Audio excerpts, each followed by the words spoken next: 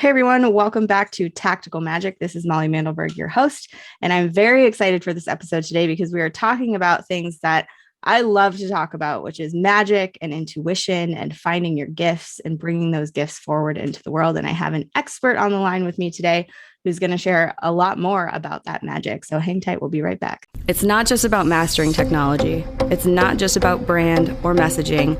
It's not just about making more money. It's about showing up in a big way so your people can find you. This is about bringing your most wild and authentic self into the hustle and grind. Welcome to Tactical Magic, a business strategies podcast for the warrior goddess entrepreneur. Awesome. So her first book of her Dark Night of the Soul, Intuition Saved My Life, is due to release December 1st, 2021. Christine Gold guides empaths to unleash their gifts and magic as light workers that are masked with depression and anxiety. She helps you discover that you have always been intuitive and that you have gifts, whether they're psychic, medium, empath, healer, or other gifts. Welcome to the show, Christine. Thank you, Molly, for having me. I'm so excited to have you here. So I was looking at your website a few minutes ago, and I like that you use the word magician. And I would just like to hear in your words, what does that entail? Who are the magicians? How can we self-identify as that?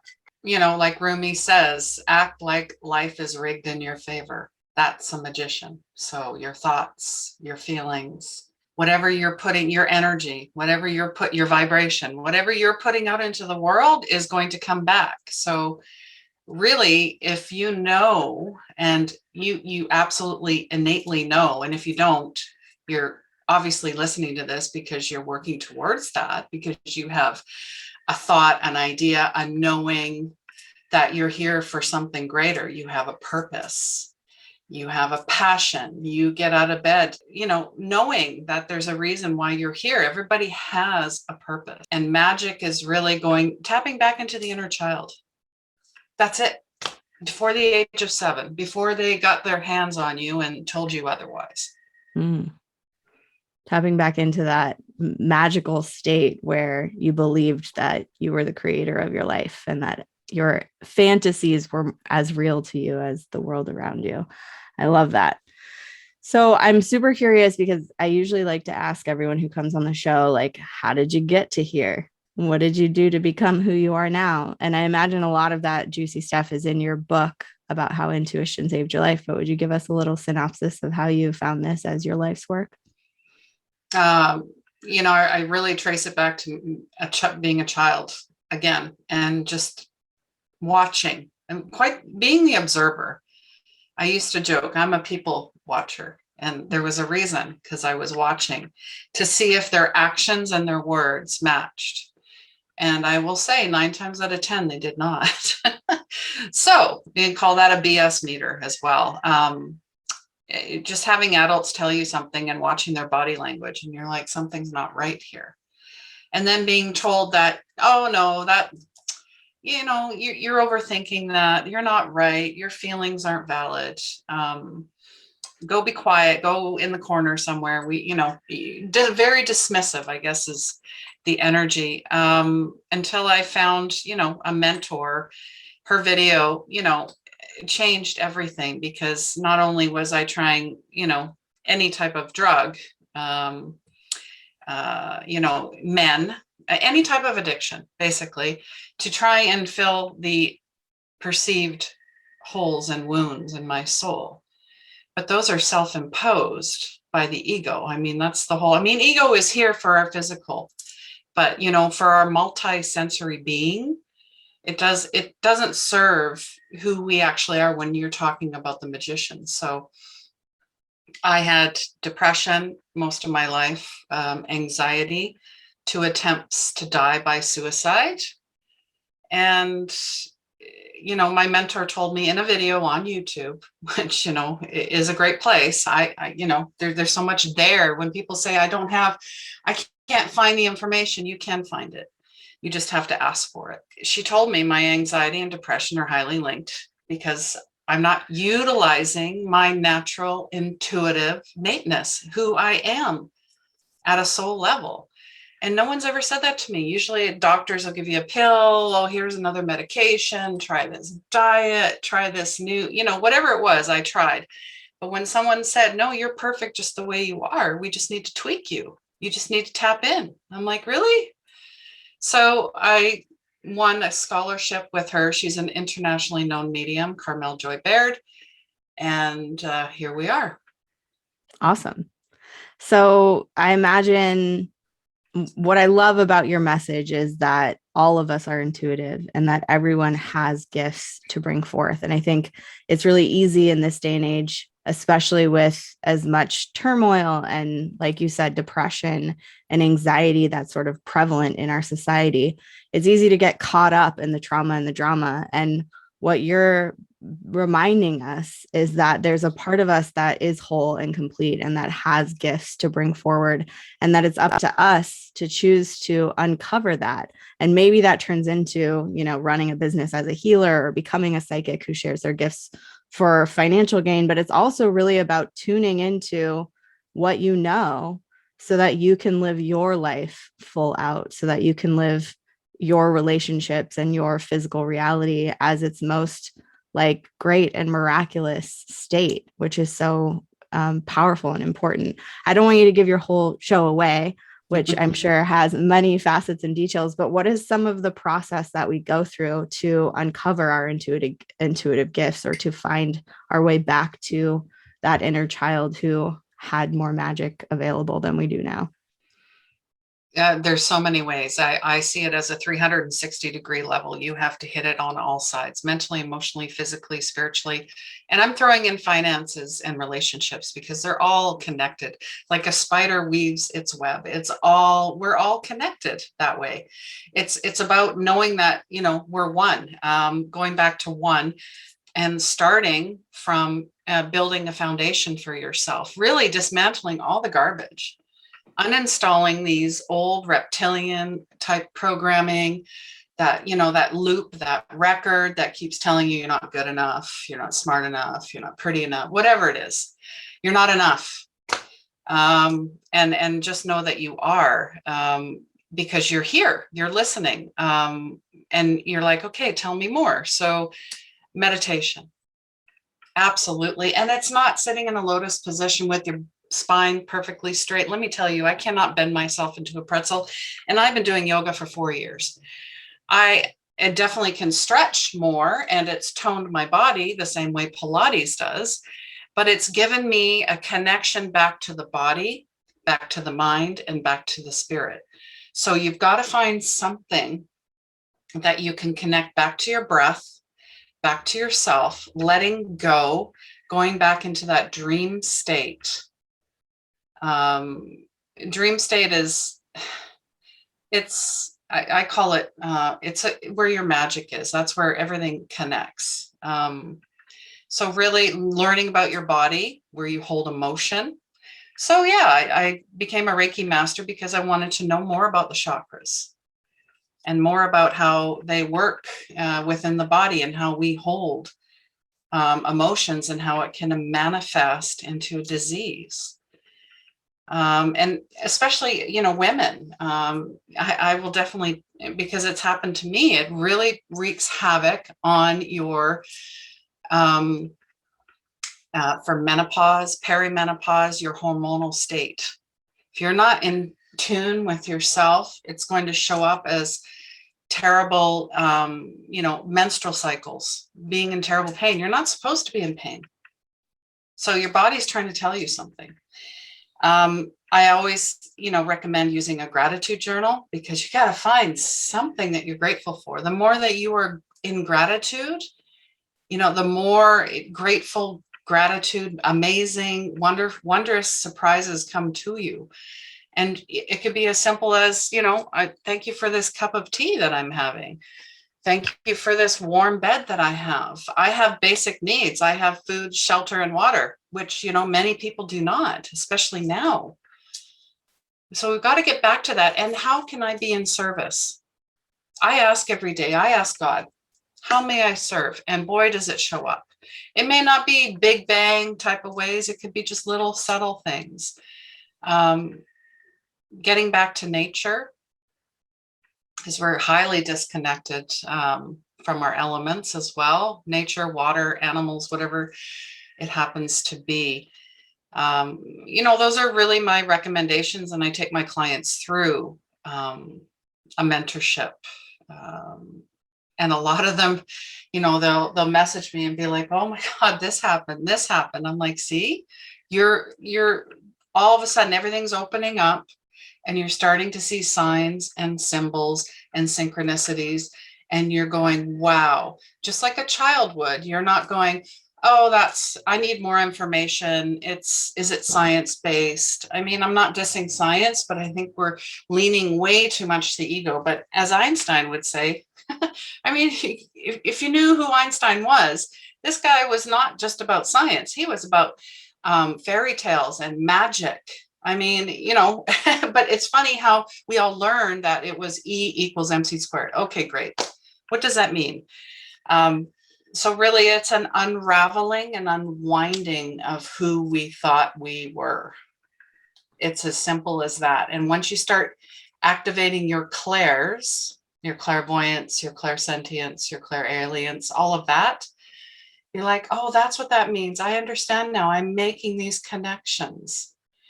Keeping a dream journal, because I tell you, you're getting a lot of your soul information through your dreams. And many times it's not for you, it's for other people. At least that's my experience. Some of my clients will concur. Telepathy, astral traveling, UFOs. I believe in all of it. I believe that anything is possible. Totally. I love that.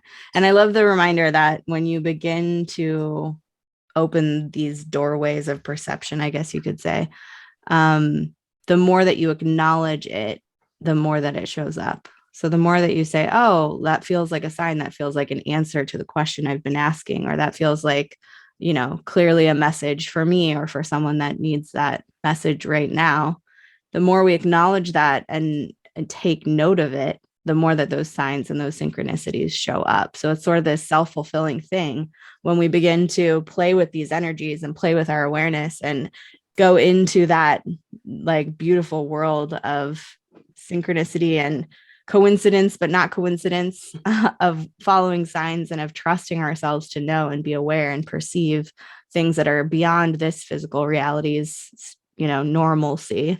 The more that shows up and the more that we build that awareness. So that gratitude and acknowledgement, I think, are huge key components in that journey for sure. So I love that.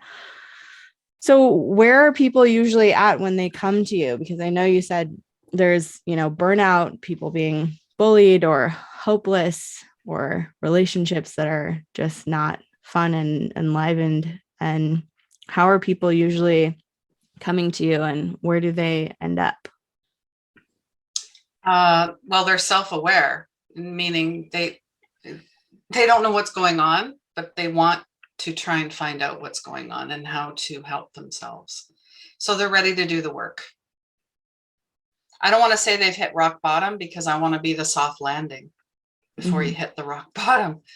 But really, there's only one way to look, and that's up. And you're really creating intimacy with yourself for the first time. Into me, I see. That's intuition. That's what it is. Because you've been, what do I want to say? You've had your defenses up. You've been in survival mode. That's usually what happens. That's usually what the ego wants. It's all about survival and power. And just know that you're perfectly safe, stable, secure, naturally abundant, and you don't need to pull power from people. You actually need to collaborate and co-create with others. That's why we're here. This old paradigm, as Michael Beckwith would say, no more. It's new. This is new, and that's why we're here. Age of Aquarius. Everything's up in the air for a reason. Totally. I love that. So what's the message? What's the most important thing for people to be paying attention to now? What's the first step to start taking? If you have, if you see a video pop up or you get an article or an email and it piques your interest, or you've maybe had a past life, like, oh, maybe I've been there before, or I'm very intrigued by it. Go look, be curious. Don't dismiss it as silly. Be open and curious, and then go, wow, okay, this is confirmation, and I'm going to go a little bit further, and I'm just going to do this one step at a time, and practice non-attachment. Mm-hmm. That's a Buddha principle. It's not being attached and not being detached. Mm-hmm. But that's all part of, your process. Everybody has a different process of getting there. And there is no right and no wrong. We got to stop causing separation as well. Yeah. That's that divisive, cancel, whatever that is. That's part of the old, and it's not going to hold here. I attract a lot of empaths because I am an empath myself. And there's absolutely nothing wrong with being an empath. It's what happens is not being aware of who you are and all the gifts that you have and why you're here. You give your power away without knowing it. You attract these certain relationships, including family. So we're talking about codependency. We're talking about intergenerational trauma, past lives. I work with all of that because it's all encompassing. It's depending on where you're at. And I also say, when you learn something, go teach it. But I also say, because I've learned this, do not get on your soapbox and start screaming at people, because they're not going to listen to you. Because it just get down and just be the presence, be the love that you want to see in the world. But give it to yourself first. Self-care. No more people pleasing. There is no perfection in anything. And failure is, if you're not perceived failure is failing forward. Who cares? Have fun. You think, when kids are playing a game in a playground, if they get tagged, do you think they're going to lose their minds? No, they're like, oh, well, so I'll just continue on. Let's try this again. Yeah, they keep playing. They don't make the failures so significant, which exactly. They might go, oh, shoot, that's not how I wanted it to work out, but I guess I'll try something different. Mm-hmm. Or try again. Yeah, try again. Yeah. Yeah, I love that. And I love the reminder to notice what's showing up in your world, because I had the experience. I like that you found a video on YouTube from who's now your mentor that was life-changing for you. I saw a friend of mine doing a Facebook Live, and she said this catchphrase statement, which is the access consciousness clearing statement. And it sounded like gobbledygook. It sounded like total nonsense to me, but something about that hit me so hard that I was like, what the hell did she just say? And she said, oh, if you don't know what that is, that's the access consciousness clearing statement. You can look it up at theclearingstatement.com, and blah, blah, blah, went on with her video. And I immediately went in and opened up Google and looked up the clearing statement and started digging into this whole world of access consciousness, which I absolutely love. And just knew from that moment, this was something for me. I had such a clear awareness that this was for me, but I was late for a networking event I had to go to. So I slammed my laptop shut, run out the door, walk into this networking event. And the first woman, who also was 20 minutes early, because I show up early to everything, first woman that I spoke to said, hi, I'm Barbara Gilman. I'm an access consciousness facilitator. And I was like, I had no idea what that was until 20 minutes ago when I just Googled it. That feels like a really clear sign to me. So it can happen in any moment. It can happen as silly and miraculous as that. And that is a sign, in my opinion, and it sounds like yours too, to follow that thread, to see what about that is for you. It may be nothing, or it may be a turning point in your life where you suddenly count your entire future as before or after that moment, because it's so significant or so big of a change. And I absolutely do count my life before access came into my world and after. And that was all from that one Facebook Live that I happened to be scrolling past and happened to only catch that 2 minutes out of a 20-minute video. Yeah, so that was a message for you. That's the universe saying, here you go, Molly. Yeah. Follow Exactly. this. Follow these breadcrumbs. And what I love about that is the more you say this is a breadcrumb and you follow it, the more breadcrumbs you get. It's like this self-fulfilling prophecy of when you pay attention, when you listen, when you wonder, when you go looking, when you go get curious about it, the more threads you find of that web that you're weaving in your life. It's pretty cool. Absolutely. And it's interesting you said that you're always early. That's an empath trait for sure, because you want to get a lay of the room and the energy and the people that are there. Yeah, I actually don't resonate with the term empath. I think that I'm definitely sensitive and I'm very much aware of other people's energy. And maybe we have this conversation right now on the air, because I feel like the term empath has, and I don't mean to offend anyone out there, but it is often collapsed with the trait of not being able to distinguish one's own energy from others. And I feel like generally I have more clarity about that than empaths do. I don't necessarily take other people's stuff on as my own to help them heal it or to do that. And so I don't know if that's just my own version of separation or keeping myself distant, or if that was a safety mechanism that I had growing up and needed as an empathic child. But I think we're all sensitive, empathic, and in tuned beings. And we have, like you say, all have the capacity to turn that on and to use it and to gain from that awareness. But yeah, what do you think about that? Oh, absolutely. I believe that's the beginner's awareness of what an empath is. That's really what it is. It's just the beginning. And to know that you're not a victim of the world, right? And people aren't doing things to you. That's all part of the healing process. I mean, part of my show, the tagline is healing begins where the ego ends. It's a merge, knowing that it's not separation. It's not the enemy. It's all part of who you are. So, it really is just easy for someone to identify with. Empath, light worker, sensitive. It's all encompassing. Soul. It's all encompassing. And really it's an archetype. Interesting. I just started diving more into archetypes, and part of that, we all have a soul contract, right? Is I just started this, but it's very interesting and it resonates with me. There's a reason I'm watching and listening to this, is about, the empath is a shaman. The empath is also a wounded healer, and they're connected. Very much connected. People think, oh, if you're a shaman, you have to, that was like Aztecs, Vikings, Celtics, whatever, Native American, but that's not true. We're here as a guardian, a custodian, as a guide for others. So shaman or not, it's the same thing. Empath or not, it's the same thing. Fascinating. Yeah, there's a lot to unpack there too.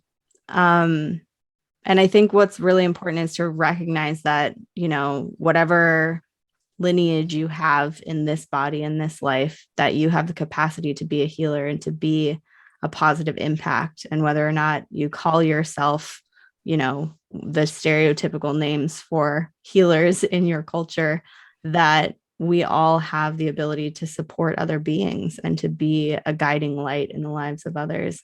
And it's okay to take that role.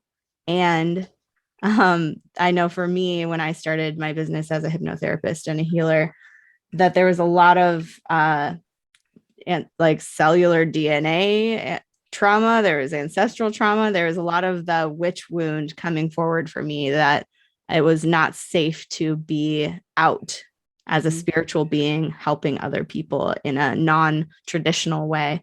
And that, while it's true that there will still be some oppression of it, I'm sure, in places and depending on the communities and the cultures that you're in right now, but overall, this is the time where healers like us get to be visible, and we get to be seen, and we get to share ourselves on a massive scale. And we, for the most part, do not get killed for it or ostracized for it in this lifetime. And I think that's an important thing to remember. Mm-hmm. Absolutely. Like our truth, our voice, our sovereignty, our freedom. Yeah. All of it. We're saying no mas, no more, as they say. Yeah. because we know better. We're going to do better. So Totally. Awesome. So tell us a little bit about the offerings that you have. I know you have a membership and a year-long or something like that going on. Tell us about those. yeah, I have a year-long mentorship with myself. It's going to be launched in January. I also do one-on-one mentorship. So it's either in a group setting or it's one-on-one. And essentially, it's all about activating your intuitive senses, starting to heal yourself, discovering if you want to be a healer, or you want to be work in the psychic realm, or you want to be a tarot or oracle card reader, or maybe you just want to be a better mom, or you want to be an entrepreneur of some type. But you gotta I think it's really important to work on yourself, and then you're going to discover who you are, why you're here, and then have amazing connections and collaborations with other spiritual beings that come to the mentorship as well. I also do a Reiki reveal session, which, I used to just start out with mediumship, but now I do everything in one reading, because that's what happens. I, access a dream journal, astral traveling, past lives, mediumship, psychic. There's occasionally a card or two, but then I actually go through Reiki as well, and go through all of your chakras. And I give you real-time guidance and awareness of what's going on in each energy center, giving you, tips and tools. Sometimes there's music, sometimes there's song, because song is big for me as well. Music. Those are signs and messages for either myself or the person that I'm interacting with. So it's recorded. It's an hour. If you're not sure, I have videos on, free content on YouTube that I teach. I'm on Facebook, Instagram. I'm pretty much everywhere on social media. But if you're still not sure, or you would like to know more, I have a 20-minute complimentary call as well. What's the best place for people to get a hold of you? It's Christine.gold. Christine.gold. Awesome. And what's your Instagram in case people are on there and want to come follow you? 24K healing. 24K healing, because you are gold. 24 carats. Love it. Awesome. We've got a couple minutes left, and I like to end these episodes by just asking, you shared a lot of magic already, but are there any last words of wisdom that you want to leave people with? I know that there are a lot of people struggling. I sense it. I feel it. Obviously, I've been seeing it a lot on social media. And there's also been a lot of discussion about social media, how people are really pulling back and discerning where they're going to spend their time, and really reevaluating our relationships, past, present, and even future. So if you're feeling something, really, lean into that and go, why am I following this person or this business? And does it resonate with me anymore? Because we're still, we're raising in consciousness and our vibrations. So the stuff that maybe we followed a year ago or many years ago might not be serving you. So don't dismiss it. Look at everything and go and just drop it. If it doesn't feel good, drop it. It's like decluttering. You got to declutter in all aspects of your life in order to move forward. Awesome. Great advice. Thank you so much, Christine, for being on the show today. And thank you, everyone out there, for listening. If you enjoyed this episode, please share it with a friend. If you haven't already, subscribe to the show. Check out Christine's podcast and definitely take her up on one of those sessions, because it sounds like some serious magic that everyone should get a chance to tap into. And whatever happens, keep asking big questions and taking bold action, because you're here for a reason. Bye.